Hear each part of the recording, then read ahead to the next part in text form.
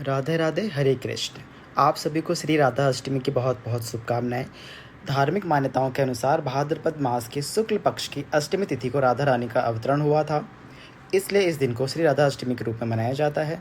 और इस बार भादो महीने के शुक्ल पक्ष की अष्टमी तिथि 30 अगस्त दिन शनिवार को रात 10:46 से शुरू हो रही है, जिसका समापन अगले दिन 31 अगस्त दिन रविवार को देर रात 12:57 पर होगा।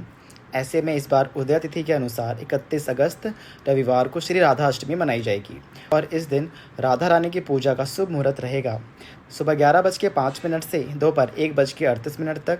लेकिन ध्यान रखिएगा, इस दिन भद्रा भी लग रही है और भद्रा का समय सुबह 5:59 से लेकर 11:54 तक रहेगा और इस बार भद्रा का वास स्वर्गलोक में रहेगा, इसलिए वह भद्रा अशुभ नहीं मानी जाएगी।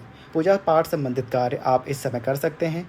श्री राधा अष्टमी के दिन सूर्योदय होगा 6:12 पर और सूर्यास्त शाम 6:41 पर होगा। इस दिन अनुराधा नक्षत्र शाम 5:27 तक रहेगा और बाद में ज्येष्ठ नक्षत्र प्रारंभ हो जाएगा। राहु काल दोपहर 4:30 से शाम 6 बजे तक रहेगा और अमृत काल सुबह 5:48 से 7:37 तक रहेगा। सुबह की पूजा आप चाहें तो सुबह इस समय कर सकते हैं। और श्री राधा अष्टमी के दिन सबसे विशेष बात यह होती है कि इस दिन व्रत केवल दोपहर के समय तक ही रखा जाता है। दोपहर में श्री राधा जी की पूजा करने के बाद भक्त सात्विक भोजन या फलाहार करके अपना उपवास खोल सकते हैं, क्योंकि बाकी व्रतों में सुबह से लेकर रात तक या अगले दिन के सूर्योदय तक व्रत रखा जाता है।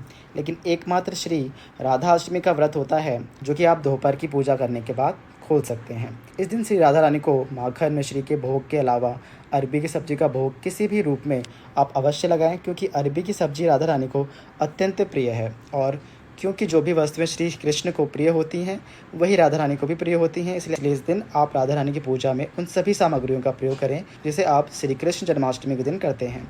भगवान श्री कृष्ण को भोग में तुलसी का पत्ता रखकर भोग अर्पित करें, लेकिन राधा रानी को तुलसी के पत्ते अर्पित नहीं करने चाहिए।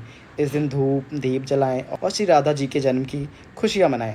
यह थी आज की वीडियो। आपको यह वीडियो कैसी लगी हमें कमेंट्स करके जरूर बताएं। वीडियो को लाइक करें और ऐसी ही कथा कहानी और जानकारी के लिए हमारे चैनल को सब्सक्राइब करें। धन्यवाद।